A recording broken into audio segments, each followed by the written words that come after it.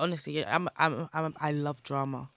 And Chelsea have given. Do you want me to add to the drama? Do you want me to add to the drama right now? What's the drums? So it's just in. What's the sitch? That Chelsea have confirmed that Pedro Neto will wear the number 7 shirt. Oh my God! You lie! Yeah, I've got a migraine. I can't believe I screamed like that. You lie.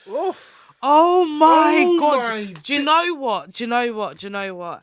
Giving Neto the number 7's shirt before Sterling had exited the building. That's the drama I live for.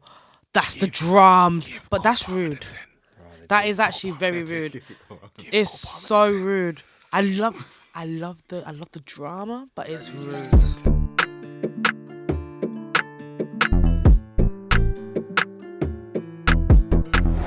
Yo, what's good, everyone? Welcome back to another episode of Keep It 90, brought to you by the House of Nate Saga, supported by our family and friends, Spotify.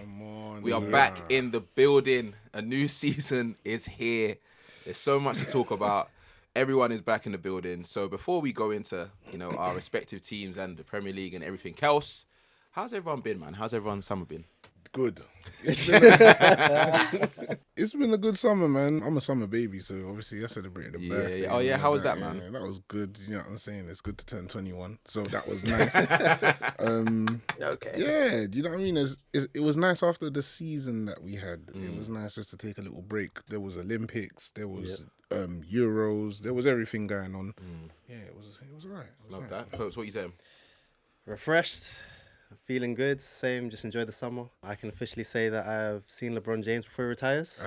Oh, you went? Yes. To the game here? To the game here in the O2. Incredible. So, I can say I can knock that. I can tick off my bucket list. Him, KD, Steph, all them, man. That was a great experience. So that's probably one of the highlights of the summer. That was a good game as well, no?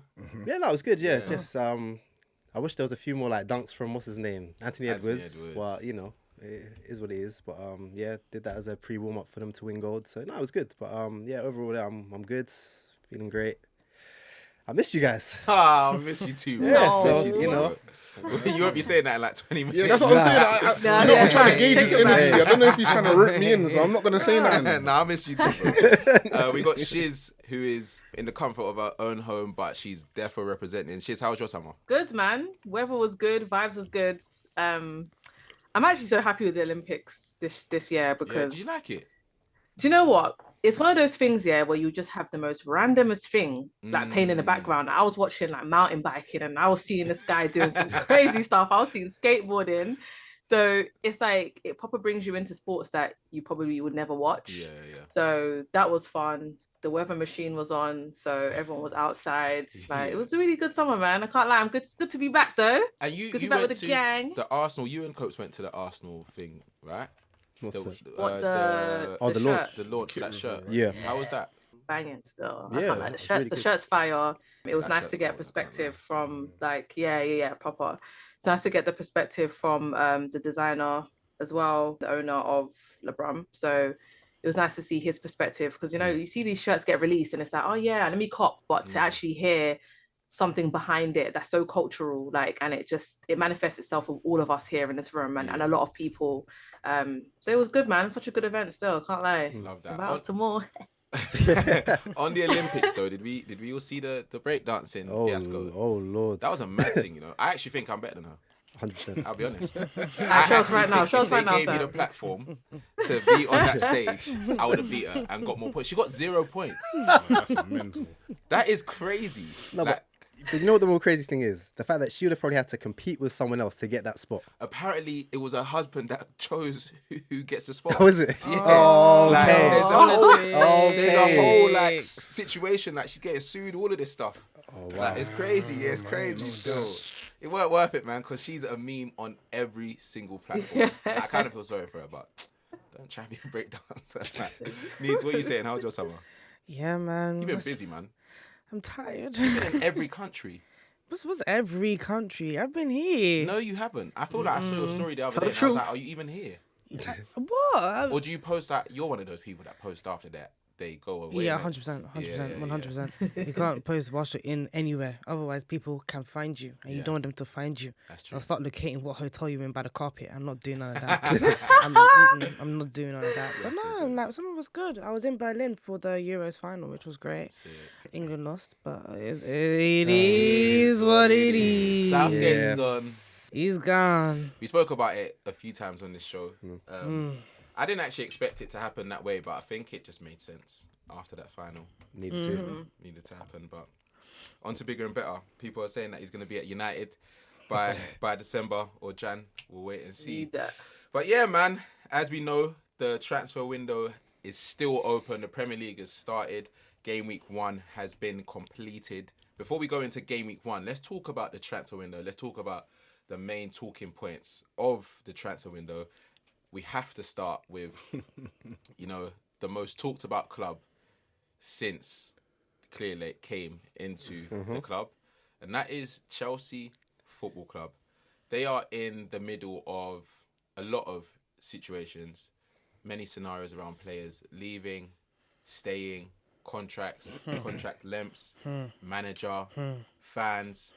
So let's start with what is going on with the players that they want to leave. So we know that Enzo Maresca has made it pretty clear that he's got 21 players that he's working with. Yeah. Then he has the rest of the players that are, I think, training away from the squad. Rejects. Rejects. Yeah. Now, their future's now up in the air. Those players include Sterling, Chilwell, Chalobah, Disasi. I think he's in and out. There's a few youngsters as well, a few keepers. But the biggest storyline around that is Sterling, obviously, because he released a statement before the game against City on the weekend. And there was a lot of conversation around it. Now it's been made clear that Maresca has told him that he's not a part of his plans. Obviously, Prince, Anita, you support Chelsea. So what is your perspective on Sterling's situation, but also just the situation around the players that are unwanted? Who wants to start? Go first. I'm just going to say it quickly. It's a process that seems a bit crazy. Only because I feel like some of the players that we're buying, are they better than some of the players that's being rejected? I talk about Chalobah in that regard anyway. But obviously, you mentioned Sterling. I know a lot of people are thinking it's mad harsh. I just kind of want to also remember that Chelsea's trying to do a whole new wage structure, right? And Sterling is definitely part of the older wage structure, and he's on 300k, right? 31 games played last season, 8 goals, 4 assists, 300k a week. I mean, I'm not gonna say that he's the worst player in the team. He does have a lot of experience, but he did lack leadership last season. He's not really hit the ground running for the club since joining, and for 300k a week, I know a lot of people would also cut ties, but it just seems to be blown up because of the mess that's going in and around Chelsea's transfer window. But yeah, I don't know. I've got mixed feelings about the Sterling situation. Neats, what you said? How do you feel about it? Look, I love Sterling. I think I've made it very clear in the past how much I respect him as a player, respect him as a person, his values, all of that. It's time for us to move on from Sterling. I think the second he put out the statement, which a lot of people seem to believe that statement was made like right after the lineup. No, it was clear that statement was made before, right? It was made before the game when he found out. That he was in the squad, yeah. Because people are saying, did Maresca not even tell these players when they're going to start? Of course he did. You know, people are, we found out when, you know, a couple of days maybe after Sterling found out about his discomfort with what's happening. Obviously, we've been told that Maresca said that he's happy with Sterling. He wants to keep Sterling on. He's one of the most important players that he's going to use for the next season, blah, blah, blah, blah. We don't know what's happened, what's transpired with Sterling and the manager and the board and etc. But one thing's for certain is we've got too many bloody wingers in this squad. We've just bought another one. Unfortunately, after that statement, it's time to move on from Sterling. I don't think he said anything wrong. I don't think he did anything wrong. It's just time. It's time to move on. It's interesting, and I'll get Shiz and Coates' input from like an outside perspective, because I think from a Chelsea fan's perspective, it's split. What I've seen from socials is quite split. I think people understand Sterling's approach and why he felt he needed to defend himself. He came back from pre-season quite early. He's been speaking to the manager. There was quotes as well that came out about Maresca talking about him and how he's been playing in pre-season and how he's important to the side. But I think going into the season, adding to what Anita and Princess said about his input and how much he's getting paid weekly, I think that also plays a part, especially when you look to the squad and you're talking about leaders. You're obviously going to look to Sterling, look to Chilwell, because they're the senior players. Yeah. What's unfortunate about their situation is that I don't think that they walked into Chelsea thinking that that was going to be their role. When Chilwell came in, he was one of players that was a bit older. Yeah. Sterling, the same. Kovacic, Jorginho, everyone was still about. As soon as everything got stripped back, they were almost told, okay, cool, by the media and by everyone else, you are supposed to be leaders. Yeah. That's not necessarily their character. Chilwell wasn't that type of character at Leicester. Sterling wasn't that character at City. Even though we hear things about, the younger players leaning on Sterling because, he's a black player that has done so well in the Premier League, and a lot of the young players that were coming through Chelsea were young black players. So they're obviously looking to him for that. But at the same time, in terms of example on the field, they were both too inconsistent. So it's like, you see the perspective from the club. You see how the fans are reacting to it, mainly because of everything else that is happening. But when you look at the actual situation, you can say it's not wrong for them to want to cut ties with those type of players. You can say the angle that they've done it or them being frozen out isn't necessarily nice, but it's not the first time that's happened in football. Yeah. But like we said, because there's over 15 plus players that it's happening to at Chelsea. But my thing is, it's not wrong to cut ties with these kind of players. And obviously, you've mentioned Chilwell wasn't that kind of like captainish type of player at Leicester. But he's, tried to become that kind of player. Yeah. So obviously, I think last season, he made it very clear, like, he's trying to make sure that he is an example for the new players that come in, whether they're older than him or not. He wants to make sure he's one of the senior figures in the dressing room. So after hearing all of that, and obviously building that rapport with the fans to say, look, I want to take on that role, it's still a hard pill to swallow, and it still begs the question of loyalty within the club. So someone like, obviously Sterling hasn't had a good few seasons, fine, but someone like Chilwell that's been here for a while, someone like Gallagher that's been here for a while, even longer than probably anyone apart from Reece James, right? 18 years, someone like Chalobah that's been here for a while, longer than most people. You look at the treatment of them, and obviously you think, is this what the owners are on? Because if they were doing this to a Reece James, it would be an uproar. Yeah. Do you know what I mean? And the thing is, it is an uproar with Gallagher especially. But I think with these players, it's a bit different because some fans are saying they don't want Chilwell to be at the club anymore. They don't want Sterling to be at the club anymore. But Coach, what do you reckon? Like from an outside perspective, what? Like obviously we can all say that it does look messy because there's so many players. It's clear that Chelsea still want to sign a striker, for example. Yeah. A centre back meant to look at Gomez and stuff, innit? So, what do you think? How does it look from an outside perspective? Do you think this could work? Do you think it makes sense or what? I mean, to be honest with you, right now nothing really makes sense if I'm looking at Chelsea. If I'm being honest with you, I mean, if I go to the whole your homegrown talent, I don't like the way they're being disrespected. I know, as you said, it's part of the game. It's been done. It's not the first time it's been done with a club, but it's just interesting. You guys spend however much money you guys have spent in the last 2 years since you've had these new owners, what, over 1.2 billion or something like that. God. And to see that, if you then look at a Chalobah, a Gallagher, maybe not necessarily Sterling, but at least those two, maybe even Chilwell, they're some of the better players that we've actually seen in that team. Like, say what you want to... More consistent. Yeah, more consistent, should I say. So even if you look at someone like Gallagher, the way he's been treated this summer, but he was a guy that started 37 out of 38 games for you guys last year. You could have brought back an Andre Santos. You had the Kaiser. You had a few other players, but you made sure he was your captain and he was there pretty much playing every game. So to see where you can go from being captain to you're training by yourself and you're spending 3 days in Spain, coming back, now go back to Spain, it's just a bit like, come on, there's got to be a level. And again, they're watching the videos of him leaving. Been there since he was 10 or whatever it is. That video was upsetting. I mean, it's like I literally screamed when I halfway through it. I just screamed because I was just because I was like, I can't believe this is happening again. it's just upsetting to see. I'll be honest with you, and that's coming from an Arsenal fan. I'm just like, what is going on there?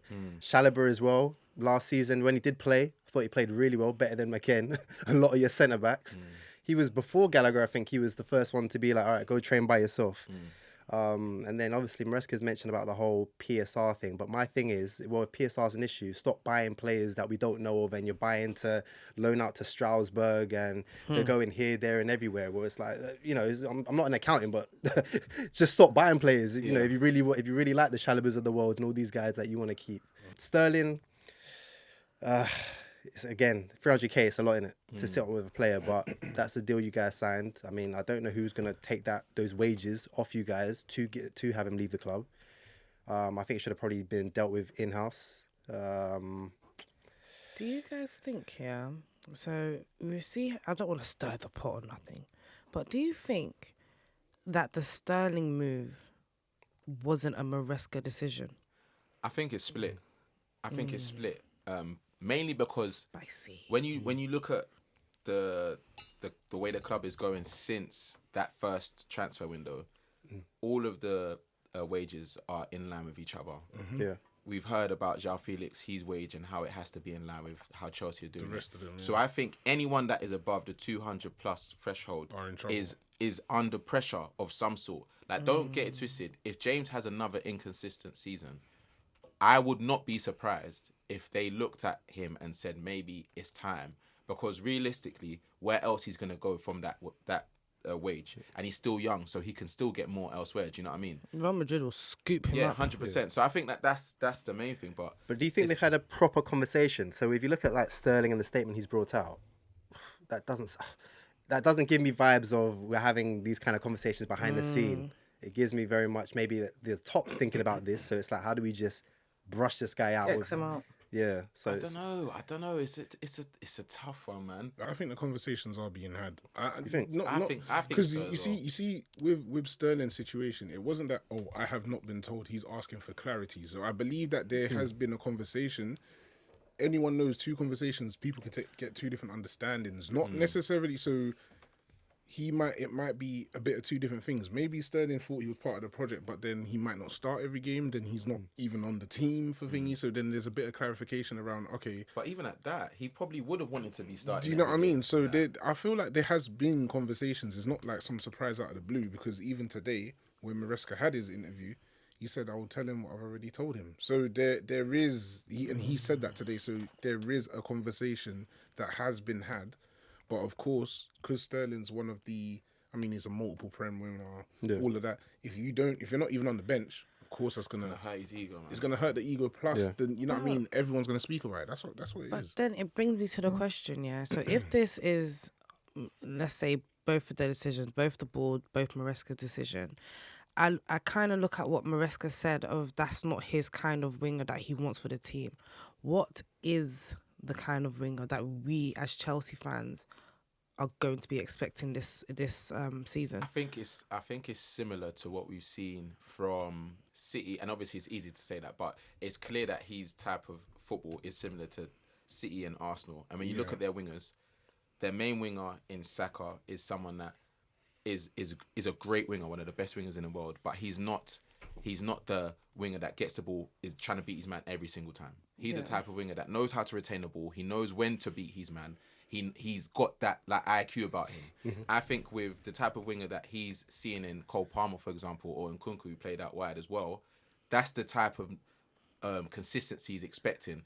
Then he will have the option of having a Neto, of having a Mudryk. Same with Arsenal when they have Martinelli, or they have Trossard. But even Trossard, he's similar to Saka, so that's why people are calling for another winger on the right hand side to be a bit different to Saka. Do you get what I'm saying? So I get the fact that you wouldn't understand, because it is hard to understand when Sterling seems like the type of player that would make sense, especially because he's been in that system. It's not even just that. It's just like watching from our game against City. I couldn't quite mesh together what the plan was for the forwards, because all I can see is that they all really tried to bomb into the middle of the park, right? And it's like, okay, these players thrive centrally. So Nkunku thrives centrally, Cole Palmer thrives centrally, and now bringing Felix into the mold, he thrives centrally as well. So are we looking at a situation where, you see how we were frustrated with England because Foden, Saka, Kane were all coming through into the middle? Are we not worried that we might experience this same kind of thing if we don't have these traditional wingers in our locker and we're just bringing in players that can play centrally, drift into the middle? I don't think so. I think with the signing of Neto especially, like I think that is like a signing. Yeah, where Neto is like, you want something. He's a breath of fresh air. You want something different. Even with Mudryk, maybe that's something where he can learn to just be. Neto and Madueke. Exactly. Those are your two traditionals. They are traditional wingers. Yeah. So we still do have that back. But aren't you guys putting him up for sale? I pray to God not. Potentially, but even at that, and that's why I wanted to bring Shiz in there. The boot sale, Jesus. Been sitting there patiently. She's been taking in the Chelsea therapy. Shiz, please make some sense of this. What I wanted to ask Shiz is that when you're seeing what's happening at Chelsea, are you intrigued about how they're almost selling this project to players? Because these players are still not saying no. Like, they're backing themselves. They're seeing the Chelsea. Obviously, Chelsea is still one of the biggest clubs in the world. So it's like, would you be attracted to this scenario where you can see a space for yourself? Or would you say, that's not somewhere that I want to be a part of? I think it's a bit of both. I think as a young player coming into Chelsea right now, that would be a project that appeals to me, simply because I know there's so many other young people in there. And having Enzo Maresca coming in as well, he's brand new, so it's like everyone wants to appease him. Everyone wants to show like, oh yeah, this is what I can do on the pitch. I want to fight for my spot. So I feel like for young players, it's the perfect time to come, because if you back yourself and say, yeah, listen, this is my position, I'm a winger, and I want to show that I can play before all of these other players here, and I will show you that, especially if that manager has interest in you.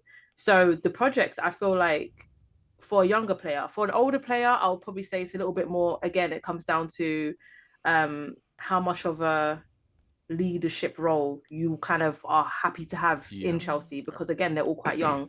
So, I mean, for an older player, might not be that much interest. I don't know. That's a good point. I think it's also dependent on what you've done in your career. Like, for example, Thiago Silva, that's completed football. It worked for him to be that leader because he's done everything. He still had that hunger as well. He still had the hunger. He still had I get it. That's a good point, to be fair. I think it's a payday, I'll be honest with you. You reckon? Just because, even though I'm just looking at some of the names here and I'm just thinking to myself, are you coming here really to compete, or are you coming here because you're getting a 7, 8, some of you 10-year deal, good money, say what you want, and it may work. If it works, it works. If it doesn't, well, I'm getting paid a nice little salary, and then you lot will try and figure out. What names are you looking at with that? I think the wage thing is a false narrative. What name are you looking at when you attribute that?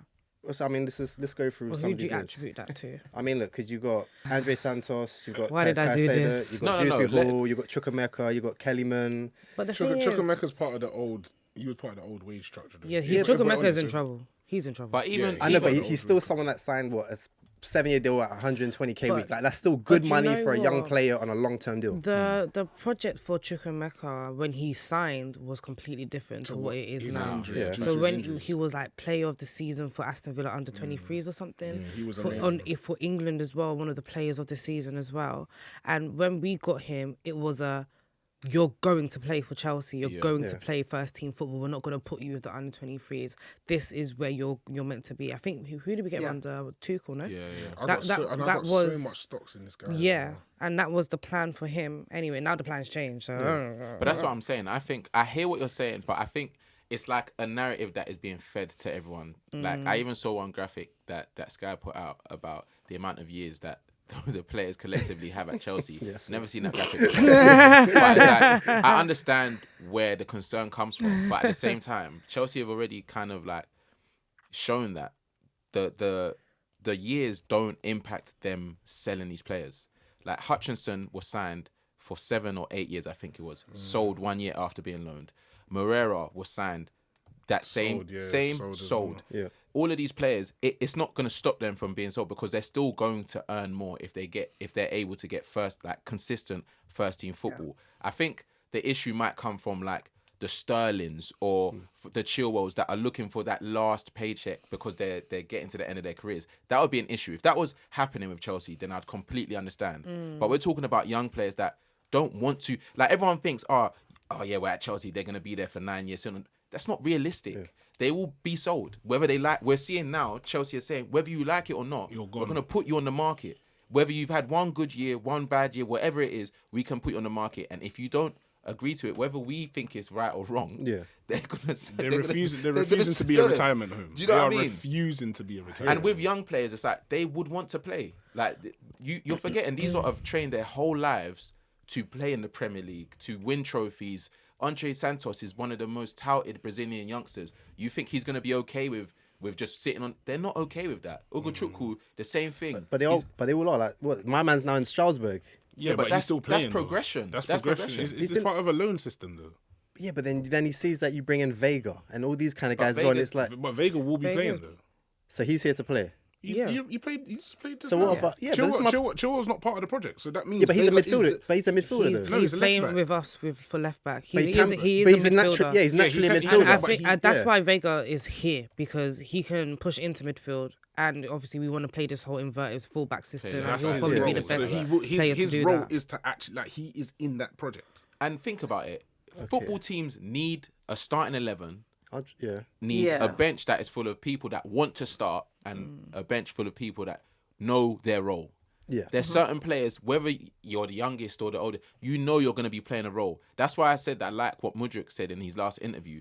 Of course he's going to be wanting to play, but he understands it's a process. He's still young. He can learn from. Do you know what I mean? Like that's what I'm saying about the system. But we could talk about Chelsea forever. Yeah. What I wanted to get onto, and we'll talk about other teams in the transfer window. We can say that Chelsea have been doing what they've done in the last few years, which is be signing a lot of players. But I wanted to talk to you guys about fans and their expectations for their teams. So I say this because I've seen a lot of the reaction from Chelsea. I've seen a reaction from Liverpool fans, Arsenal fans, United fans. Do you feel like where we are as a football community is the worst in terms of toxicity towards our own teams? And I blame Twitter, X, whatever. I blame Twitter. I blame Clubhouse. I blame House Party. I blame Social lockdown. media has ruined, bruh. And you know, and it starts with Arsenal TV. We gotta go back to the room. Nah. I don't even think it starts there. You know, that's just a cheap shot. yeah. That's just a cheap shot. Nah, It's a cheap shot, yeah. But I low-key agree. It's not. No, Copes. I can't lie. I have not watched a drop of AFTV, but I know they are toxic. No, but that's the problem, and that's why they are toxic. They were. Copes, we won the other day, yeah. And outside the stadium having debates about Arteta and Emery. Like, what does he even? No, I hear it. What are we doing? No, you know what it is? I hear it, but I always argue the point if that's like. That's just like a small portion of the fans. Like this is why, like, take AFTV for example. Course, yeah. I've said over the years with people, and everyone's like, "Oh yeah, hey, what AFTV do?" La la la la la la. And the first thing I ask them is, "Yeah, but do you actually watch it?" No, but I saw the clip. That's my problem already. But is that not a part of the problem? Like, I'm not saying, like, I know some people we all know people that do AFTV. Yeah. I think they've got positive. They've become way more positive than they were before. It's changed. I'm talking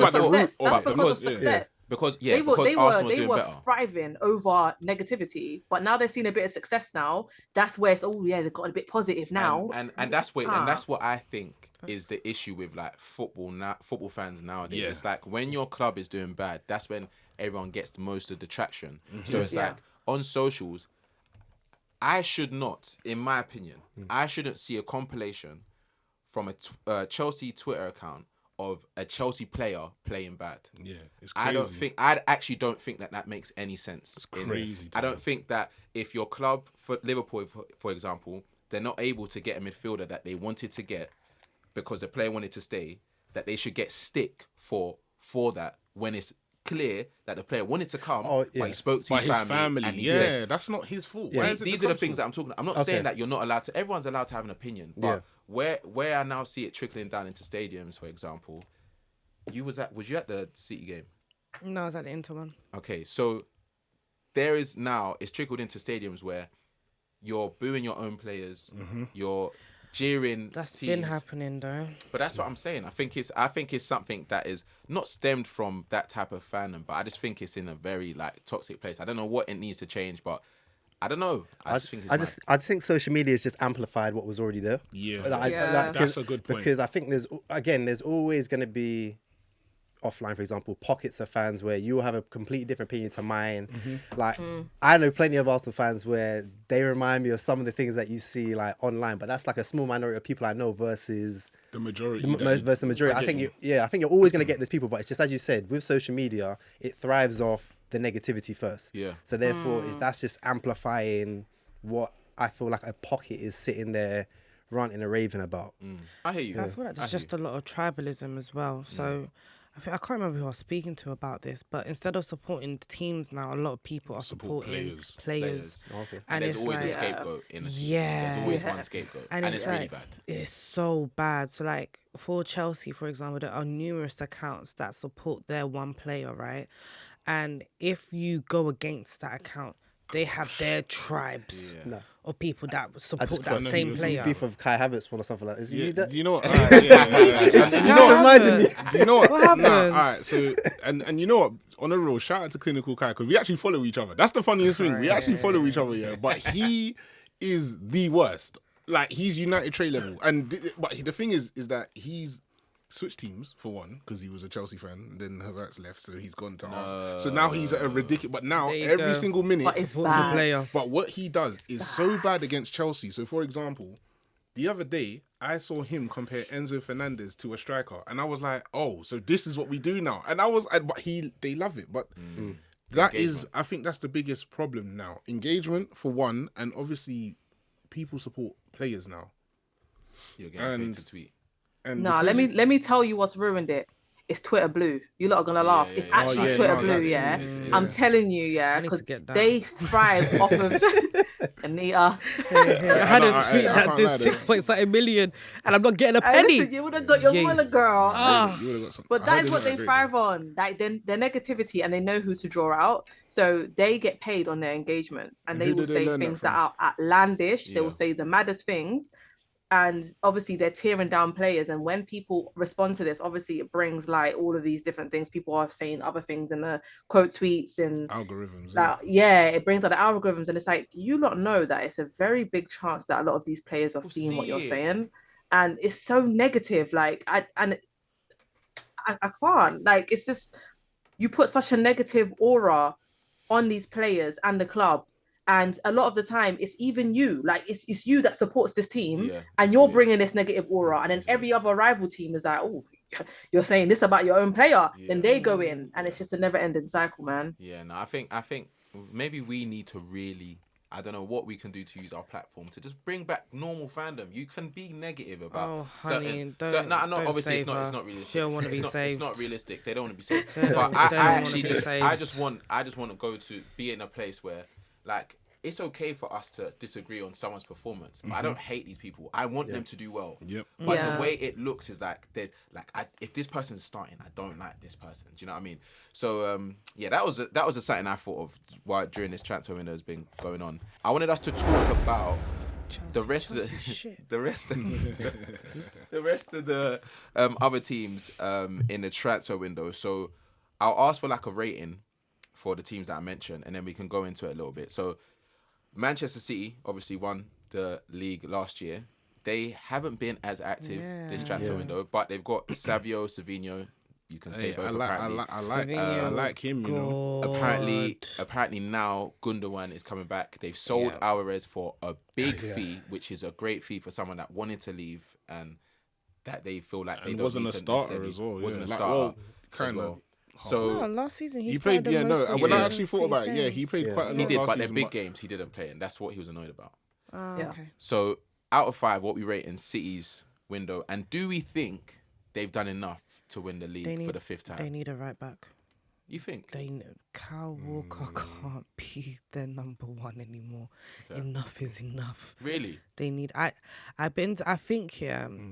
And this is going to be so wild to say. I don't think this City team is strong enough to win the league. Bringing back Gundogan will be massive for them. It's a massive They move. need him. This team on paper right now is not going to win the league. Gundogan is that game-changing player that will probably bring in an extra few points to get them over the edge. I'm not saying City's not going to win the league, but boy, they've got to shake up that team some way, somehow. So what are you rating their window then, out of 5? Like a 2. 2? Okay, Yeah. interesting. I haven't done much. Cheers, what are you saying? I'll say 2.5. I also agree. Like bringing Gundogan back is a nice little boost, and Savini is good as well. But yeah, I wouldn't say it's anything that's like, oh my god, he got this for like. Do you know what I mean? I feel like it's fair. Okay. Like it's not like bad. It's not great. It's fair. Okay. In the middle. So what are you saying? Yeah, I'll go 2.5, 3. I mean, the problem is with City. Did they need? They Did don't they need need? much. that They don't many need much. signings? And that's it. They don't Yeah. really. I mean, what I would say is they've lost Alvarez, and I do worry if Haaland gets injured. If he gets injured, There's no one there. But That's they- why Gundogan's they- coming back no, but in. that's what Because if I'm saying. Haaland gets injured, They've been a team that has been able to win without a striker. and No, I hear that it. was in the past when Arsenal didn't have a midfielder, right? That was that season. And Because De if Bruyne was Arsenal had younger. a midfielder that season, had a Declan Rice that season, and they didn't concede as much goals, and you guys had the same conceding record as you did the season that just went. Yeah. Arsenal would have won the league, point blank, period. So City cannot win this league without a striker. It's not possible. Do you not think that them keeping their stars is as important as just getting new players, especially for this season where Pep could potentially go at the end of the Yes, season? of KDB course. stayed, Edison stayed, Haaland's happy. You know, the wingers are happy with their roles that they have. Like, is that not as important? Of course, but I'm also looking at someone like Grealish is probably going to end up unhappy sooner or later because he's not going to get as much game time anymore. Like, that Slovenia kid is good. He's very good. like I'm looking Mahrez at is someone like... I'm looking at someone like Doku, who he's not reliable at all. He's got his very good talent, but he's not necessarily a reliable winger. Very in raw, my, very very raw talent. And then I'm looking at the midfield now. Yeah, is Rodri Yeah. one of the best players that I've seen in midfield for a long time, right? Let's keep him fit. Keep him fit, happy City. Get him injured. It's a shaky road. Kevin De Bruyne, get him injured again. Yes, they've learned how to work around De Bruyne being injured in and out, but he's still that player that comes in and gets you that extra 2-3 points when you need him. Of course. Get him injured, take those points away. Arsenal keep him back behind you. Gundogan- You know what I mean? Fully fit. Gundogan. Gundogan's back though. That's what I mean. Exactly, like, But then yeah. imagine a situation. I'm not saying this is going to happen. This is drastic. But imagine a situation because at one point both De Bruyne and Haaland were out. Yeah. What do you And do? they still won though. But they still won because, not gonna lie, y'all dropped the bag. No, but that's what I'm saying. Arsenal scored the most goals, had the best defense. So it's like, I hear what you're saying because there's a lot of like, hypothetically, Ooh. Another point. yeah. How are you going to keep them motivated in those situations as well? Especially for a team that's won everything. And they're probably more focused on the Champions League. No, I don't think so. I think that this. I Number think 5. that this. How This, greedy. yeah, it is. greedy. How No, greedy. but you know what? That is a massive motivation. No one's ever done it. If you No can one's ever pull done that- a 4. But that's Yeah, what but I'm saying, if you could do a 5, that is It's gonna like be harder even- to cemented reach, yourself, innit? yeah. Yeah, Bro, do you yeah. no, but do you get what I'm Kovacic saying? is scoring outside the box when No, Rodri's not in. that's you know that's what I that's a mean? goalkeeper issue. It is, but That was even a the keeping confidence issue. to do that Facts. in that game, he still played Yeah, well. 'cause he- Hey, don't he wanna used do to that do that for for us, us. bro. No, he did do that. Nah, Liverpool, man. No, Liverpool. He would Classic. score. No, he wouldn't slap the ball off a run though. No, Yeah, he that was would. crazy. He would. No, No, he no. wouldn't. He would I slap it outside the remember box off a volley. The There- Liverpool, there I know were what a you're talking couple- about. Nah, but there were Yeah. a couple times where he slapped the ball outside the box and he just never went nowhere. Either way, the goalkeeper should It have just saved that wasn't going Kovacic nowhere. goal. Anyway, that should have been a Prince, goalkeeper save. what are you saying though? How you rating I'm that? actually upset we didn't talk about Sanchez, but don't worry, man. I'm giving Chelsea my rating Yeah, soon. I think it's a 3 out of 5. I think Gundogan's a massive signing, and like you lot mentioned, City don't need much, but Anita did mention something that was kind of crazy that I didn't deep. It was good business with Alvarez, but having Alvarez as a backup is ridiculous as well. Yeah. So that is a major gap, but they can go and sign like how long we still got the window? Another week and a half. they can go sign one young striker from nowhere, and that can cover for now. They can do it. Do you know what I'm saying? So it's not. It's a free, man. They done important things. I like the new Mahrez, and I see Mahrez even quote tweeted him and was like, "Hold on." Using his number as well. Yeah, he's like, "Hold on." I feel like I see myself. So Pep knows it's a what good he's sign, doing, man. Arsenal. What are we saying? No, what's your rating for City, mate? For City? I think it's been a great window for them. They've kept their star players. And they bought back a start player for free. Yeah, they bought back a star player for free, which that doesn't even happen. Yeah, and it's till 2025. So it's like you're talking about motivation. We all think that Pep is leaving at the end of the season. They probably know that is going to happen. KDB probably knows that this is his last full season. Haaland probably knows that this feeling is going to be different. Alright. That Hey, do you know what that reminds me of? Look at Coach looking Chelsea stressed. 2012. Exactly. Chelsea You get what I'm saying? You get what I'm 2012. saying? You get what I'm saying? Hey, Shiz, how you feeling about that, Shiz? They look a bit motivated. Yeah, they're motivated, but we're motivated too, man. So it's going to be a motivation. Let's get on Motivation. to Arsenal then, because obviously they've made a few signings as well. Calafiori, obviously Raya, permanent. Has there been anyone else? No. California love. Well, nah, Timber's that's it. back, so that's like Timber's a new back, signing. that's That's a a new new signing. signing, bro. Yeah, I That guess is- that's like a new is, signing, yeah. yeah. So there's not been anything outside of that. I'll start actually. I think Arsenal have had a good window. Still think they need a striker. I think they're happy with Havertz, but to me, being happy with Havertz will only take you so far. And that's me just being honest, knowing that Havertz, I think he's a good player, but I don't think he's a player that you can rely on for a whole season. Yeah.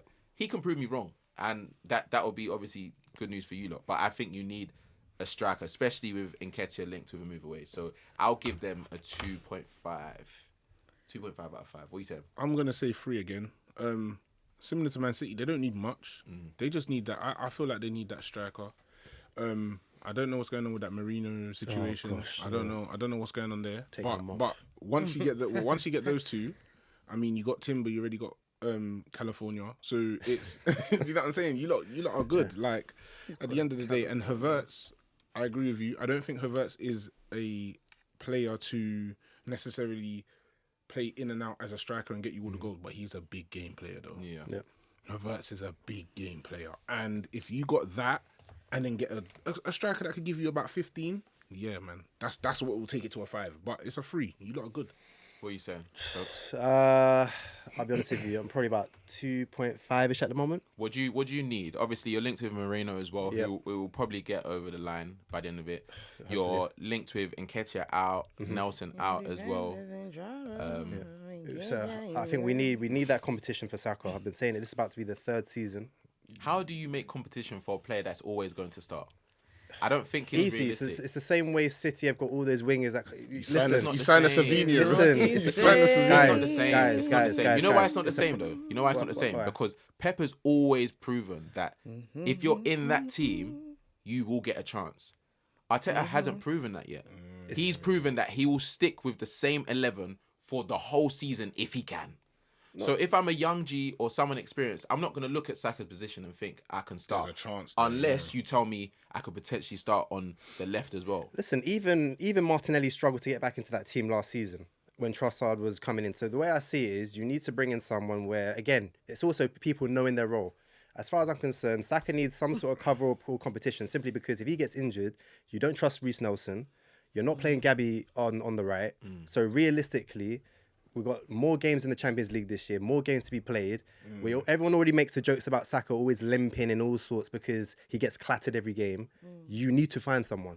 We can't now do through a 3rd season now where he's this fully established winger and he has to play again. Like, he'll end up playing a Carling Cup game against, I don't know, some team in League One because you literally don't trust anybody. It's actually ridiculous. Yeah, it's That just is it's ridiculous. it's just stupid at this point. So we need that cover. If I don't see that cover, it's not for me. Not that great of a win. I think our defense is already really good, Quality, yeah. and I think Top adding quality. Calafiori, I think that was brilliant. I'm even jealous. And then even as you said about Timber coming back, that's a whole brand new sign, and he looked good. He looked quite good when he came on. Against Wolves. Did you need Calafiori though? I actually want to know, Shiz, what do you reckon? What do you guys reckon? Did you need Calafiori? Yeah, Timber's man, coming back. Can play we left needed, and right. We needed him. If we can get rid of him still. you know what? I like that. I'm still not all the way sure it's Zinchenko. You just changed that number though, no, I man. don't He think ain't going anybody nowhere. is. So He ain't Calafiori, leaving, the way but he's no. looking, he gives me that potentially he might be able to slot in their vibes. Okay. But anyway, it gives a bit more competition the way I see it. At the end of the day, that's just an extra player. And also, Kyrgios looks like Kyrgios might be going as well. Okay. So is it? Yeah. So if Kyrgios goes, then you got Calafiori there. So that's, to me, that's a nice upgrade. I think it was smart. Yeah. I ain't seen That's nothing a on nice that. I like upgrade. Kyrgios though. Yeah, but if you can get a nice little upgrade, 100. why not? Well, I think you got the upgrade though. innit? Yeah, So, and that's what you need to. That's what you need to do. So I think we need that right cover. I agree with you with the striker position. If Eddie goes, if something happens to Kai, who's there? And then we get that Moreno deal. Great song. What's Anita saying? No, the song and Katie's song. Forrest can sing that song then. Wow, he's already sold him off. That is dark, man. How dark. And then I think that's it. And then also that Moreno. I'll be honest with you, I don't know too much about him. But he scored in the Euros. That's what you need to That's literally all I know about him. So yeah, if we do that, then I'll bump it up. But I think at the moment about 2.5. But we do the right cover for me is the most important thing. Okay, Shiz, what are you saying? Out of 5.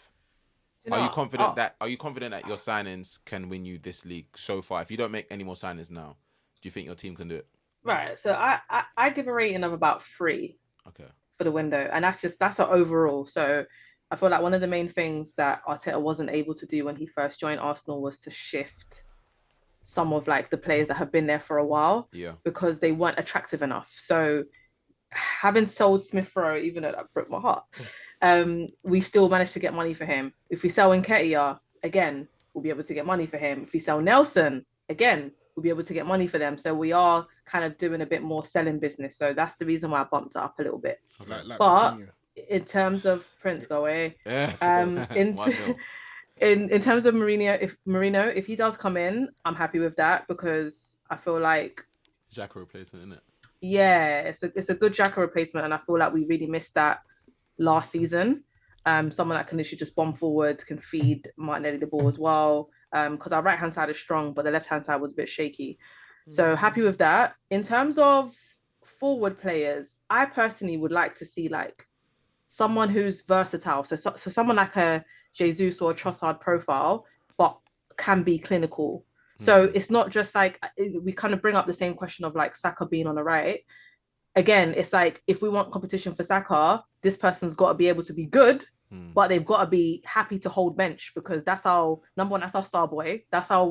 He's always going to be played ahead of you, and he's our poster boy. Like you got to be happy holding that bench, but who's going to be good enough to hold the bench, but also be good enough to challenge Saka? So that's why I'd rather have someone who's versatile enough to jump in and cover the number 9 position, and also maybe even jump on a left wing too, so we can sub them in for any type of position, so it feels a bit more like, yeah, you'll be a better fit at the club. So if we could get that, that's a 5 for me, man. I hear you. Needs what you said. 5 for me. Out of 5, quickly. Out of 5, 2. 2. Yep, not impressed. Fair enough. You made an important signing for sure in California. Definitely, yeah. That's what the 2 is for. Emil Smith Rowe going out, very sad. It broke my heart. Yeah, I was actually upset about that. I don't know why. Quite upset. Yeah. I just it like pulled him on my. as a I like him as a person. person. Yeah, and I gave that a downgrade, because why are you getting rid of him? He's such a nice guy. But I feel like your wingers on both sides, actually, you're both-sided wingers, left and right wingers. They need to be looked at. I think that needs to be looked at, and you need a striker. So still got a lot of work to do. Yo guys, you've reached halftime here at Keep It 90. If you like what you hear or see, make sure you give us a follow on all platforms, and also make sure you comment as well. Would love to hear what you lot think. All right, cool. Let's go through these quite quick here. So I will say what the team have done so far, and then we'll just have their ratings. Yeah. So Liverpool, they haven't signed 0. anyone, and they are linked with Do you know the Georgian goalkeeper. I can't remember his name. Valencia. Yeah. I can't remember. I know you said like quick, yeah, but the fact that Liverpool haven't signed anybody is bizarre. And secondly, I don't know whether to give them a 0 or a minus. It needs to be minus. No, it can't, because if they are keeping Van Dijk and they're keeping Trent and they get them into new contracts, that's the same. that's a W. Nah, it's not happening. That is a. But It is a W. If it happens, that's a W. It's not happening. I'm just saying youthful. And Salah, Van Dijk, Trent. If they can secure them, they've won. Yeah. But okay. And they look they looked good in pre-season. They looked really started good. a bit poor against Ipswich, but then they got into the game. In that second half, they turned up. Second half, they turned it up completely. They look like a whole different team. So They said, "Who the are we?" yeah, like remember. Remember who the we are. So wait, you're saying 0. I'm saying 0. Okay, but Shiz, what you saying? if they keep them, that's a 5. Okay. 0. Okay, It's kind of hard to rate them if they ain't done anything. So Okay. They have made money as well off Carvalho. Remember, they signed him for less than 10. I think they sold him for like 20. Yeah, They but finally let him go. unless you buy a player, unless you're yes, then it's like okay, you just make But But money. is that a problem though? Is there a problem in forcing a move for someone because you think you need a position, knowing that you don't want to overpay for players and knowing that you believe in the squad that you have? Because we saw, for example, Gravenberch playing the 6 against Ipswich, and he played that role well. So is that something that they can look forward to doing rather than having to spend what we've seen recently, the 100 mils for CDM? No, I agree with you. If there's no one out there really, don't force it. But it is a bit alarming that surely Zubimendi wasn't the only person you were looking at this window in terms of upgrading the squad. Because let's face it, at the back end of last year, you sort of tailed off. Yeah. So you would have thought you would try and bring in some pieces to make sure that doesn't happen again. And right now, it's just you guys are comfortable with what you've got, which is clearly I not the case. genuinely saw them trying to sneak João Felix. I don't know how they even let that. That would have something. I don't know what's going on over there. Yeah, it's a weird one. So you're saying 0 as well? Yeah, and also the Zubimendi one. I'll be honest with you, I sort of had to laugh a bit because we were trying to get him for at least two transfer windows, and the exact same reason why we didn't get him is the same reason why you guys didn't get him. Yeah. So it's like, why would you go for that? They It's got clear. that heritage though. Come on. Right. They got that heritage. Boy, so it it might didn't- that heritage didn't work. it didn't work. No, but he did say yes, and then he shouted his fam, and then they were like, "We don't want to leave Spain." Yeah, exactly. Yeah. So no, fair enough. Prince, what you saying? Yeah, no, it's minus. I hear everything. I hear everything that Anita's saying in terms of like. But obviously, if we're not gonna talk off hypotheticals, yeah, and we actually go off. All right, cool. You had them last season; they were injured. The season before that, like the one-trick pony's kind of running out now in terms of that being your core. You need to switch it up now. You got a new manager. This was your perfect chance to do it. You didn't really take it. So for me, now I can't believe you actually signed no one. That's crazy. Okay. Apparently, they're the only team in 7 leagues to do that. Yeah, like Sign. especially when you're not that far up. Like you're not crazy off first place. Like you're not crazy that far behind. You're not like. This is it. Okay, let's go Manchester United. Ineos' first transfer window, in charge of their operations, and they have signed Delict, Mazraoui, Good signing. Xerxes as well. They've sold Aaron Wan-Bissaka. Who else have they sold? Pelistri. Greenwood. But he's I mean, not really- Pelestri. Greenwood, but we was- don't speak of him. Greenwood, But yeah, them man have been sold. What are we saying for their transfer window? Obviously, they got a 1-0 win against Fulham as well. Xerxes first goal. Stretford End. Prince, we'll start with you, man. I mean, Out of 5. that goal gave it another rating. I would have said 2, but that goal gives it a 3. And like, you know what? If you sign a striker and your striker scores the winning goal, In his first game. it does. And the thing is, Xerxes not a bad player. He's tall. And that goal, even though like, all right, yeah, don't look. It was a very sharp striker's goal. A very sharp striker scores that. So for me, no, actually, no, it's a 2.5. 2. Yeah. Coach, what you saying? Yeah, I'm about the same 2.5. I mean, on paper, good signings. As well, yeah. Euro, I still think they that's the one I meant. I still think they overpaid for him a bit. But again, if you want to play and you got the money, go for it. But I give it about 2.5. I still think maybe their midfield might need something in there. But Casemiro actually looked pretty decent actually, Yeah. because that would have been someone I would have thought they needed replacing. I think there was a lot more protection for him in that system that Ten Hag was playing. Like, he wasn't left to do the running for. Yeah. I think it was Wolves last season when it was Mount and Bruno playing in the 8s next to him. You're asking for too much. Yeah. Do you know what I mean? So, yeah, I think he's going to be good, and I think that's actually changed their outlook on whether they want to keep him or not. So, yeah. Shiz, I know you got a drop off, so this will be your last rating for this transfer window. What are you saying for United out of 5? Do you feel like they need to do more? I'm gonna give them a 2. I'm gonna give them like a 3. Okay. Like actually 2.5, right through the middle. I don't know. I'm not like a huge believer in buying all of these players and then just throwing them on the field. I genuinely feel like with United, I think it's more of a process. Yeah. I think they've got to take a bit of time, man. Like you've kind of brought in a few players that will make you slightly stronger. Højlund, I like Højlund, but I think Xerxes coming in as well. I think that's going to be interesting to see how that goes. But again, like, I don't think we need to be bombarding. I don't think United need to bombard their transfer window. I think they can just take it slow and then just see how it goes and then revisit again in January if you need to add more. But I think they've got a bit of a project going and they need to just take time. So I'm going to go 2.5 right for the middle. Love that. Shiz, thank you so much for, Thank you, guys. joining us on this side. Obviously, we know you're busy and all of that Special stuff. guest on that. Special guest Come on. your own pod. Hope I can come back next You'll time. be in the building next time for sure. Elise, what are you saying for United?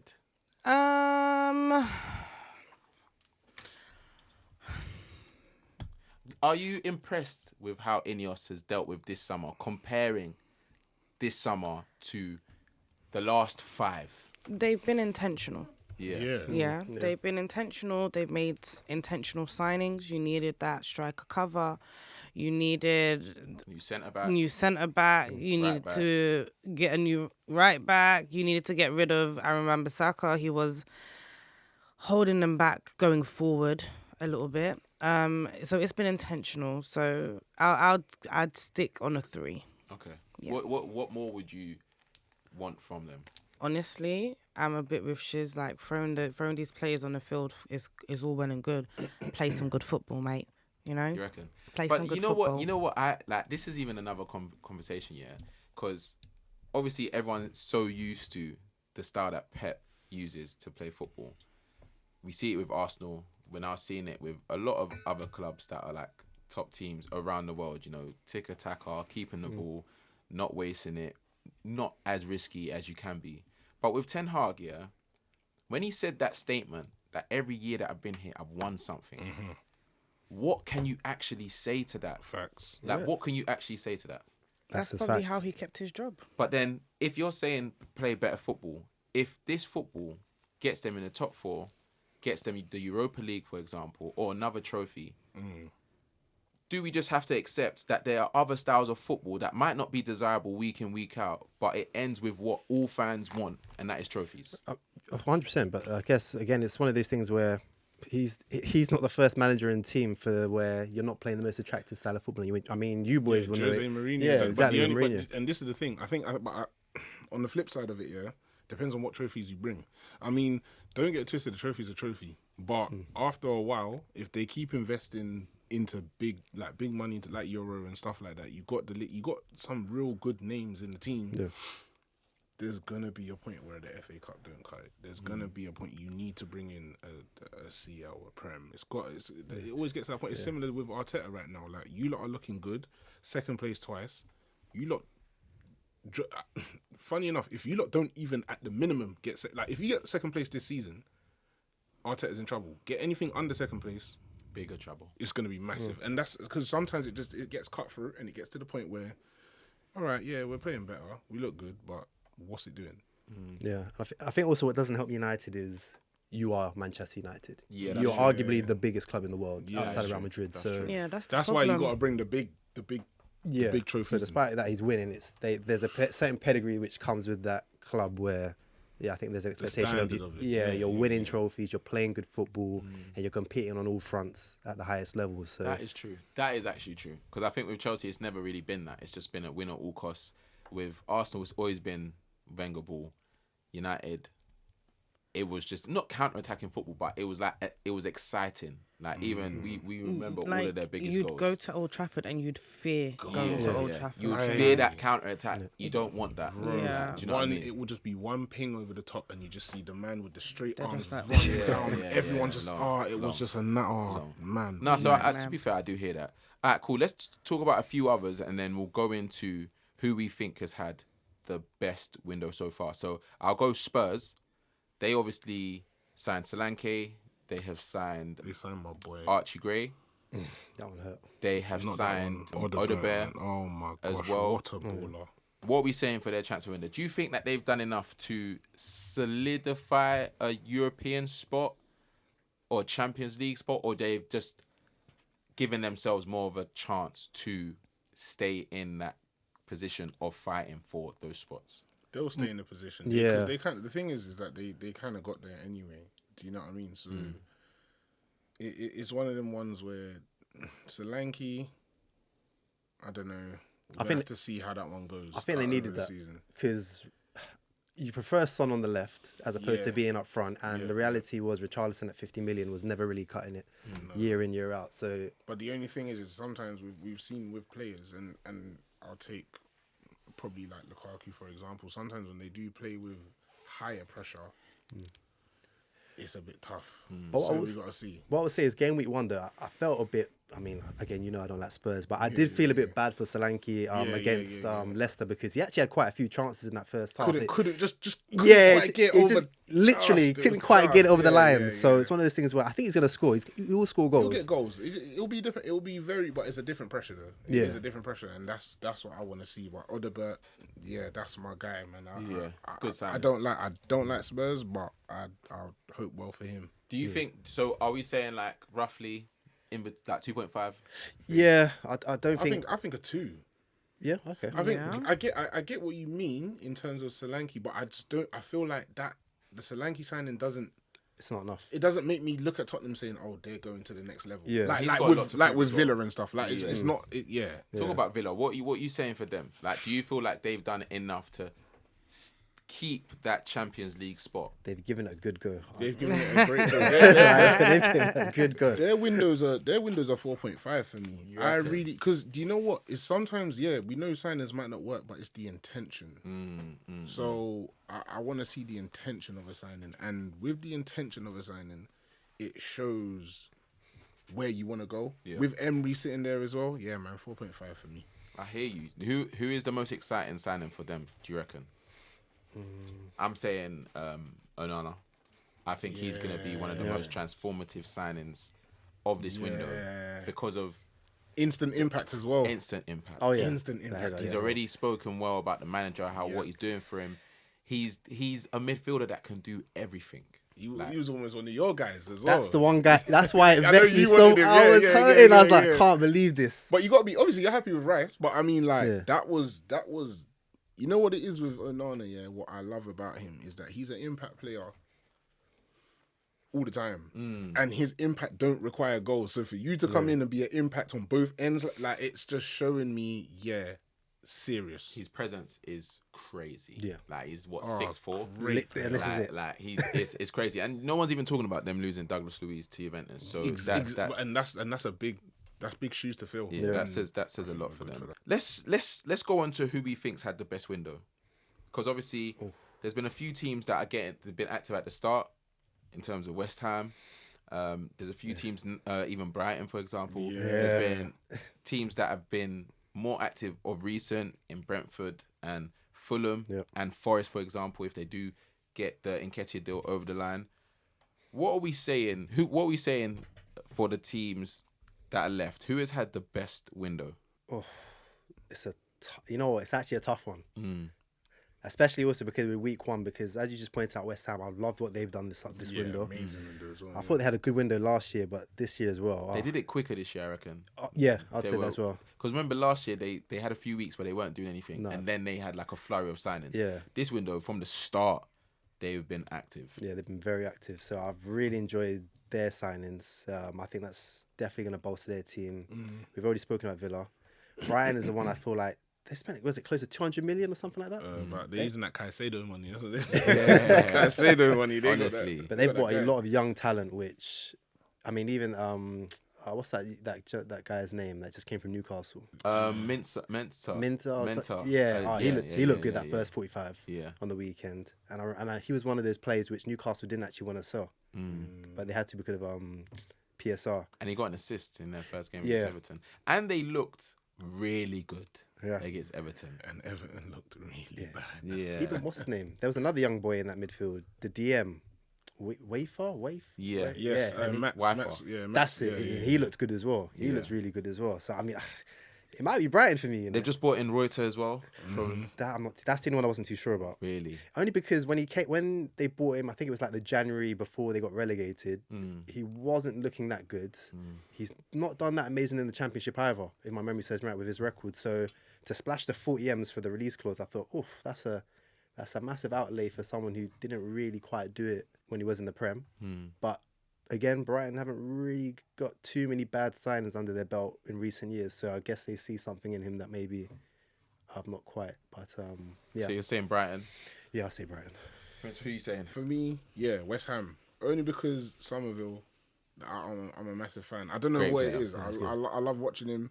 But Wan-Bissaka as well. Like at the end of the day, right? For West Ham, that's a good For West sign. Ham is great, and the reason is because with Man United, they're usually the team that want to dominate the ball, want to go forward, want to attack. When you're West Ham in a respectful way, sometimes West Ham are willing to sit back and score the goal and you know what I mean? They're looking to sit. If you're gonna do that, who's better than Wan-Bissaka sometimes when you're and they've on got the Kilman. retreat? I'll be honest Kilman with in you. there as well. It's top tier stuff. That's why I was a bit confused why they didn't start him against, was it Villa they had on the weekend? I was thinking that was the perfect opportunity to bring in. I think because he didn't have enough time to Okay. train with the squad. Fair.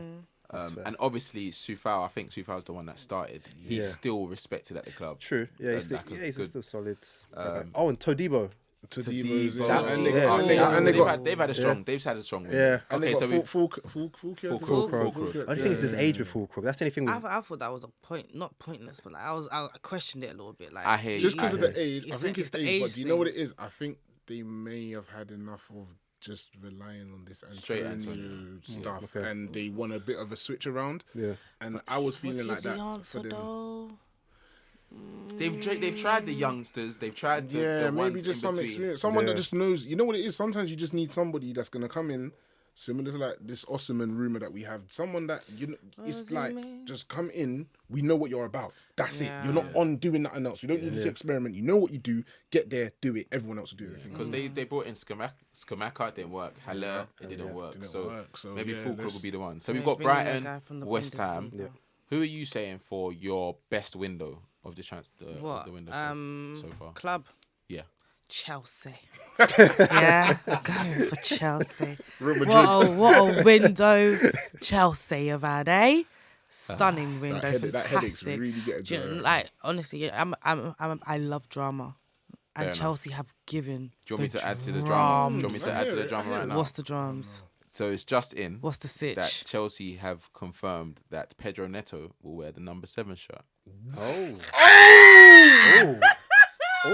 Oh my god! You lie!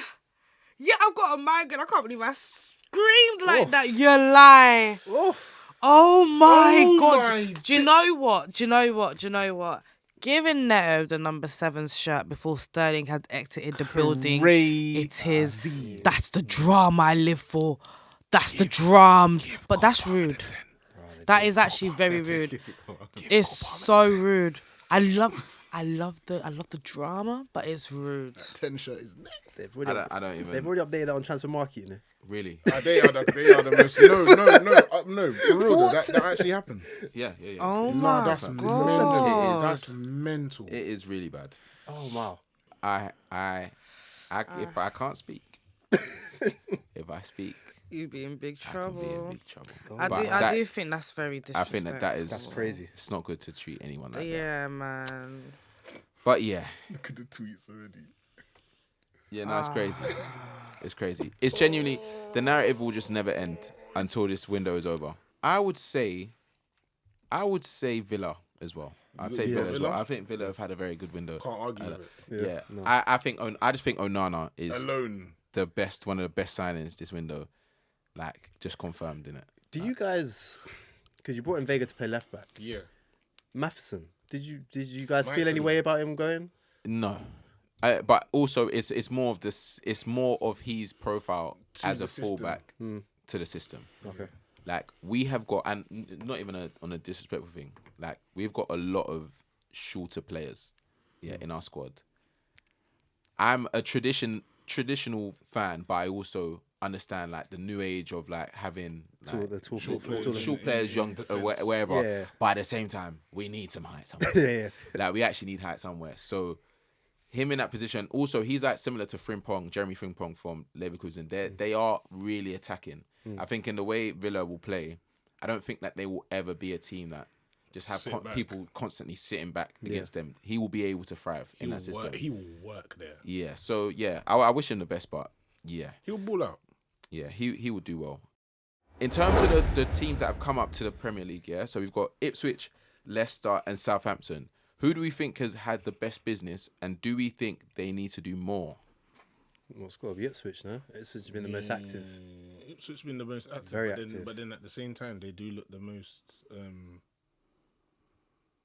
I don't know. I just feel like they started out well. Yeah. But when Liverpool and it was Liverpool, so we might And have to that's see. it. Yeah, I was gonna say it was But Liverpool. Once Liverpool I felt like once Liverpool said, "All right, Find their rhythm. let's go into sport mode." Yeah. It was like a golfing clock. Like it was like, whoa, you're going right back down. Like, do you get what I mean? It could look like that, but the only thing is, they have been the most active. Yeah, because as you said, it's Liverpool, and I think they have City next, or they've got City. Yeah, it's tough. So we can't really judge them. it's I was gonna say it's hard to really judge them properly in these next couple of weeks, but it's got to be Ipswich. I So mean, do you think Leicester and Southampton need to do more, or do you think that they'll be fine? Southampton need to do more. I think Leicester's all right in terms of it. Leicester's okay. Yeah, they could get a little like Leicester could do with maybe a loan. Have they got? They look good against Spurs though. Yeah, they did. Have they got Vardy back up though? Because obviously, he got the goal. Oh No, Vardy back back up. no, it was what's his name, but he's had an operation. That's why Vardy had to step. Who was it again? Oh, Because don't forget they lost Dewsbury Hall as well, and that was a big part of Yeah, them. I'm surprised they haven't gone back for Cassidy from us though. That kind of shocked me. They do need to make signings. yeah, but to be fair, you lot pulled him back out halfway Yeah, through the but season. but the thing is that the fact that he works so well, he worked well. Patson Daka. That's what I was thinking of. Yes, But he just had an operation. Because they ain't got any archery even anymore, innit? So Okay. Yeah, they need to do a bit. I think, Okay. Leicester. So that's what we're saying. Neats. By the way, Anita is interested in this conversation, but she's really got a big headache. So we're not going to her too tough. If the camera has accidentally gone on her, you might see her looking. I think it was you screaming, to be fair. That's why I'm like my That- head that went netos- I like. don't know why the Wait, hell you you said- scream you like see, that. you said you like drama. Now look, Now my head is all Got the scrambled edit- again. Do you know, this is what Chelsea does to me. I've had a migraine all day. Pele. Let's close on the Premier League anyway. João Felix is wearing number 14, by the way. Fair enough. So that's Chalobah's. That is Chalobah's number. Okay. This is dark. It is not good. Predictions. Top four. We've obviously had one game week. City won, Arsenal won, Liverpool won, Spurs drew, United won. Brighton won, Chelsea lost. Man lost. City won. You have to. Yeah, repeat so that one. we know all the results of the weekend. What are we saying for top four? I'm going Arsenal, Liverpool, City. Oh, Wow. whoa. I'm putting Liverpool up there, City. I always put Chelsea in my top four. That's the biased me. That's fine. My unbiased, I'm going United. Fair. That's what you're saying. Arsenal, City, Liverpool. And then I'm going to go Villa again. Got Yeah. you. Yeah. What are you saying? City, Arsenal. I think I'm gonna go Villa and United. I'm gonna go City, Arsenal, Liverpool, and Villa as well. I think Chelsea and Spurs will be 5th and 6th. Yeah. I don't know what way it's Yeah. gonna be. But where do you think United's going to come then? Did I not put United in that? You No. put Villa. I didn't. Who did that? Villa. Okay. I put Villa. really think And then I said, And he said 5th and 6th was going to be Chelsea and Spurs. Yeah. okay, so they're battling for the 5th and 6th. United are in that battle for 5th and 6th. I don't know how it's gonna go. It could be 7th as well. Do you know, I really think once the Champions League gets kicking off, if Villa make it past the group stages, look at what happened to Newcastle last season. I know. But Emery's a bit more seasoned. He's more seasoned with I don't know. playing in Europe. It's going to be interesting, but they have now got the squad to do that. Yeah. So it will be interesting. Let us know on socials what you think the top four will be, who you think will get relegated as well. But let's move on to some other stuff, man, because there's been a lot of stuff happening in the world of football. We have got Kevin Durant buying shares in PSG. Yeah. Crazy. Big him up. He must have enjoyed that's big news. Paris. Must have, Enjoyed yeah. Paris. Crazy, man. And I saw that Airbnb sponsored his stay. You're just great. He doesn't post on his Insta, but I saw a post and it was definitely an ad. He said, "Thanks Airbnb for the hospitality." Like, That's crazy. Wait, did he post it? Yeah, he posted it on his Instagram. He don't even post like that. Exactly. That's how you know it was an ad. Yeah. But now, big him That's how I up. know it was good money. Yeah, for sure. And then we're seeing a lot of like American athletes and artists, actors getting involved with football. This is just another player, so that's interesting. Then we've got Bournemouth and WWE doing a partnership. collab. Yeah. That's weird. That was the weird one. Do you know what? I'm because funny enough, when I saw that, because I've actually been playing WWE recently. I've been doing their story mode, right? So He's plugging himself. He's plugging no, himself. no. Hey, if you are from WWE and you're a rap, No. Hey, by the way, shout out out my boy we Prince. already good, so they know. Hey. But obviously it's so funny because I want to know how they're gonna incorporate it, because actually on WWE they got like a creator mode, right? And you can actually create anything. So I don't know if you lot have ever seen it, but like for example, when Chelsea, when Madueke and Jackson had that thing, someone actually created a video of Jackson and Madueke having a WWE match, and they you can make like you can actually put the Chelsea shirt on the game, like the logos. In people have done it, so I want to know what they're going to incorporate officially. That would be crazy. So yeah, WWE, ex-Premier League. Oof. I love seeing collabs like that anyway, because it's just good for. It's different, for isn't it? games It's to, different. do things a bit Bournemouth different. might be my second team. Yeah, now big up Bournemouth, man. Well, how have Bournemouth done in the window? What are we saying? They've lost. They lost their top main striker. guy. But they get Eva Nielsen. Oh yeah, from Porto. Yeah. That's a good Okay, sign. okay, That's a okay. good signing. Decent signing He looks too, really yeah. good. Yeah. It's so interesting that the Premier League is at this place of getting the best talent from all over the world With all teams as well. with all the teams. It's not just the top 6 teams. It is everyone. Like the Premier League, the money in the Premier League, I think it's a testament to how they've shared the bread from like the games and all of that stuff. But it also shows that the other leagues need to do better. Because I do like, bro, I want to watch other leagues and see the quality that's there. I kid like, you, yeah. La Liga, Bundesliga, Serie A. Like we still want to see the top with players you, there. yeah. Do you know what I mean? I Because feel the like way I locked in for West Ham and Villa, like I locked in like it was one of the big, the big colossal games, bro. Yeah, You, I like locked right Premier in. League is up there this year, man. But how do you feel asking that question? Because I did see a post, right, of because I follow a couple people that support championship teams, and they did mention how are championship teams now meant to compete with Prem teams if you got, you know what I mean? Like remember with Nottingham Forest what they were doing last season, obviously Brighton what they've done. You know, obviously West Ham's not champion, but they're talking about the competition in terms of them going up. Like, how do they compete going up now? It's difficult. It's difficult, tough. but it's also not impossible. Yeah. Because remember when Bournemouth came up, everyone was saying like, how are they going to stay up? They even did that compilation at the end of the season when they finished in a respectable place of so many pundits saying, "Oh, Bournemouth are going to finish in the bottom 3." Yeah. Then last season happened when the top 3 teams that came up went back down. But that's very, very rare. Yeah. Like you actually need to find a balance of keeping the players that are like a part of the DNA of the squad, but getting in players that suit the Premier League, but also have something to prove.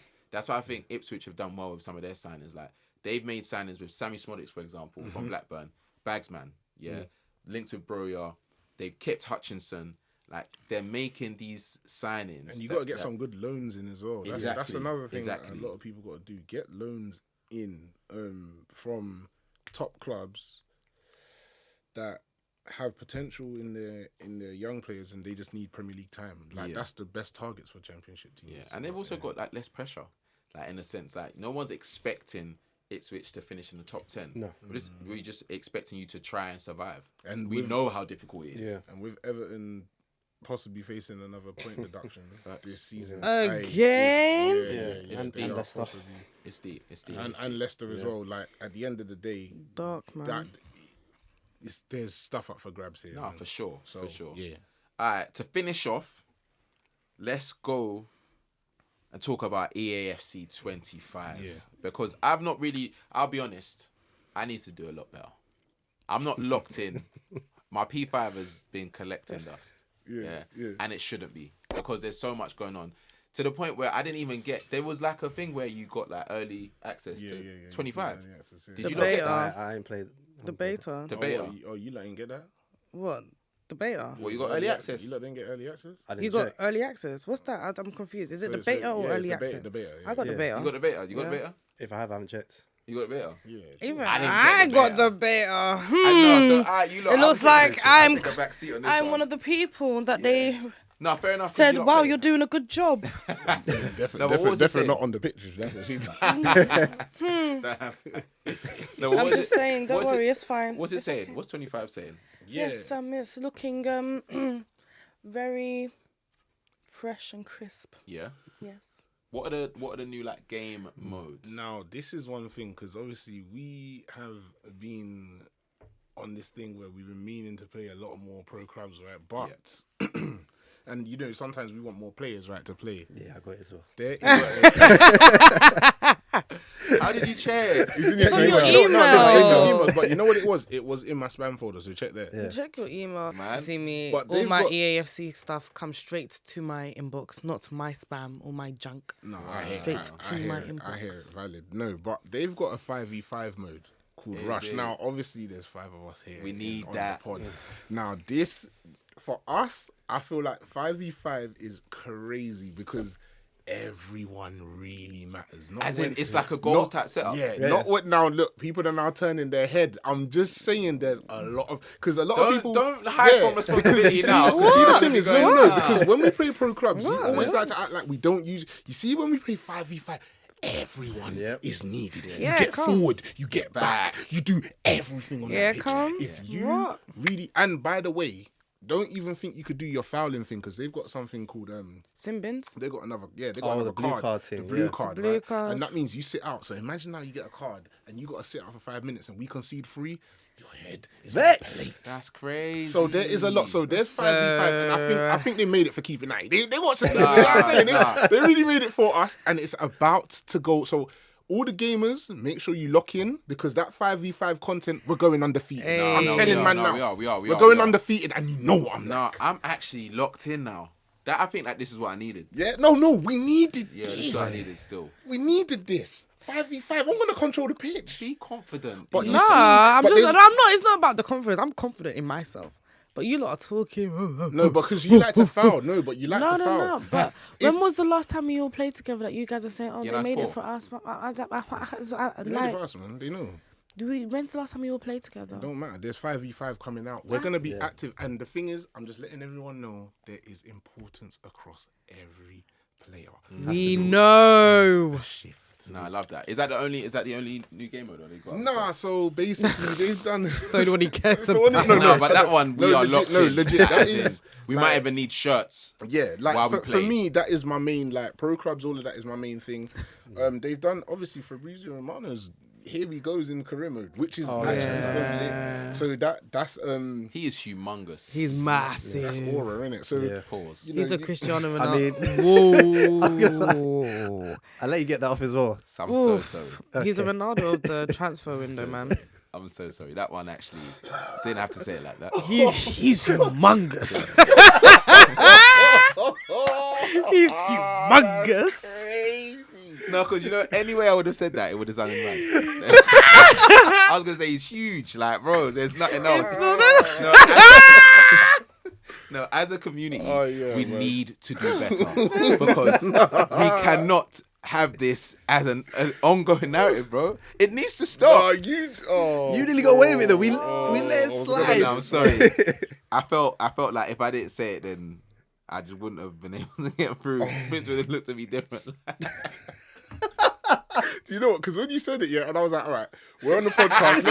You just let it No, slide. Yeah. no, I was like, we're on the podcast. I looked at him. I swear down. If you go back, I looked at him when he said it, and then when he said pause, I said, yeah, it's done. It's done. But and then another good thing I just want to mention as well with EAFC, which I'm excited for. So all my career mode and manager mode.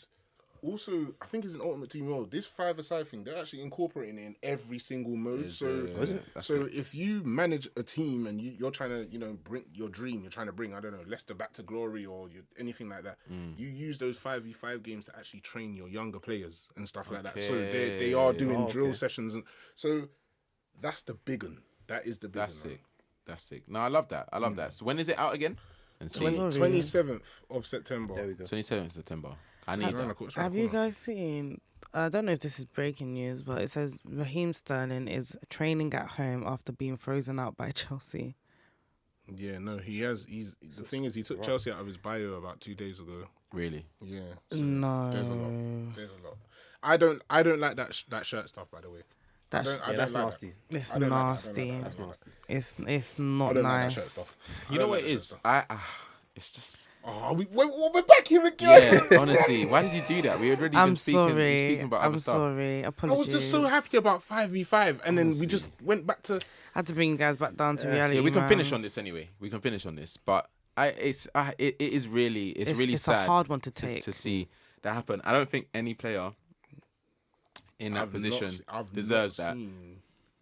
I'm trying to think. Has anyone actually seen that before? I think No, it has happened. It's happened. It's happened. It's happened when No, players it's have done definitely something wrong. It's definitely happened. It's But happened when I'm the talking player's about actually done like something. I'm talking about like a player that technically ain't done nothing. Yeah, he's a player of this stature, and he hasn't even. It's not even been said that he's actually leaving the club. He can still sit at That's the the club. problem. And his numbers just been stripped. I think it's not right. Yeah. And it's not even a butt thing. I just think Sterling is I can say now, I think he's the most disrespected winger or player that we have seen Every time. in Premier League history. Because the way people talk about his legacy, the way people talk about him now, the way people think that like certain things are warranted. Yes, we can all agree and say the timing of that statement didn't make sense. But at the same time, we can also understand that because we understand football and him as a human, in reality, he wouldn't have said, okay, press send to his team an hour before. That statement was given to someone and they utilized that moment. I think that the person 100%. that utilized that moment needs to be brought to the front of all of They need this. to be held because accountable. they've played a big part in his Chelsea career ending in the way it has. It could have been ending and he could have been training apart. Yeah. But this is like there's so many things that is going wrong with this that is I don't even know how to like articulate it without saying like something man. I think you're very right in saying that he's one of the most disrespected wingers ever in the Premier League. Like it doesn't make sense to me. It's very depressing to hear that this has happened, but No, it's sad. It is sad. it just shows that the owners though, they don't business. Cutthroat. They don't business. They are cutthroat. If something's And not the gonna thing is, work, it's not gonna and work. I'm here for cutthroat stuff, by the way. I like it because Abramovich was also very cutthroat. But Yeah. I feel like but Abramovich, I've not seen Abramovich disrespect the player like that. But do you not? My thing is, are they not aware of like the narrative around Chelsea? Of course. Like, is there not a point where they say to themselves, like, we need to silence the noise, not add to it? I think I agree, and they definitely do. But I think their approach is, let's get the wheels running first. Let's clean up after.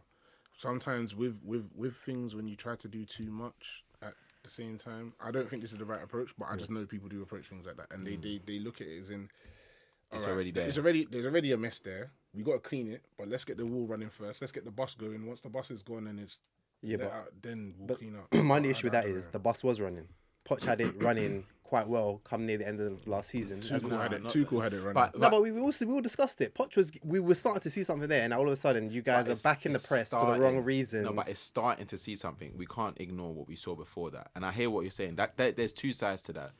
But it's a thing of like you can't expect, and this is what I think we spoke about. I'm not sure if it was in another chat or not yet, but you can't expect this type of stuff to not affect the other players. If Chelsea were to go on a run of games where they weren't winning, you can't blame them for that when you're treating all our dogs in the way that you're treating them. Like, they are all human. Yeah. They are speaking to Sterling, oh, bro, you good? Like, no, it's a madness, man. I don't know why they're running this, but yeah. Like, hopefully I'll see you soon.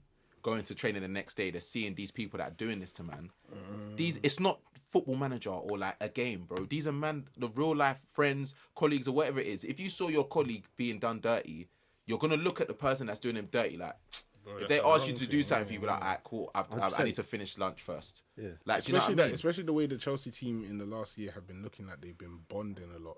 This can break stuff. No, but that's what I'm saying though. Like, that's what I'm saying. They're doing too much now. Like, when you think come the end of last season, you lot were finally starting to look like a team, and now all of a sudden you guys are back in the press, for nonsense like this where it's now disrupting the team. Do you know how deep this is? Yeah. So deep it this way. Enzo Fernandez is now the vice captain of Chelsea, so he will wear the captain's armband after disrespecting French players in general. A lot of people in our team are black and of French descent. Cool. That's one issue there already. Another issue is that Sterling, like it or not, the players love him. Whenever they're out, you see Sterling with them. Like Carney, Madueke, you see Sterling in the background somewhere. Gusto, you see Sterling there. Like, they love him. So it's going to be interesting to see how they react to this. And it's going to be interesting to see what the fan base think. Obviously, Sterling isn't the bright and shining armour of Chelsea. Obviously bringing in Neto and bringing in Felix, who a lot of Chelsea fans loved the season that he was here, is also a plus. But when the hype dies down for Felix and Neto, fans will deep what has just happened. And they will look at it and probably question how ruthless the board is willing to go. And the thing is, I hope that the only thing I can hope in this scenario is that the internal conversations that happen between the players, between the coach and the players and the directors and stuff and the players directly, none of this media stuff. I just hope there's a lot more clarity than what we get as fans, because that's the only thing that I can see really saving this scenario right now. I don't know, man. Yeah, I'm not convinced. Because all of that's not going to come out into the public, man, unless Sterling does a nice little sit down with Sky Sports Sam and lets out the truth. Nice 1v1 him. Honestly, I hope that I can be in positions like that in the future. I would love. I manifest that you could actually do that. I would love to know. Clarity is needed, man. Needed. And it's just not right. But it's sad to end on this note because this pod loves Sterling, regardless of these people are humans, innit? So period. So that's it for the episode. Sorry to end on such a negative note, but we love Sterling on this pod, so it happens. Next week is Carnival Weekend. Sure, these are going to be your active. Carnival Weekend. Boy, I'm not going. You know? You're not going? Nah, Fair enough. Oh, you know I've never been. What? I hear it. Is Never it? been. Yeah, I've never really going been again. a fan of... Found out something you never quite gone to.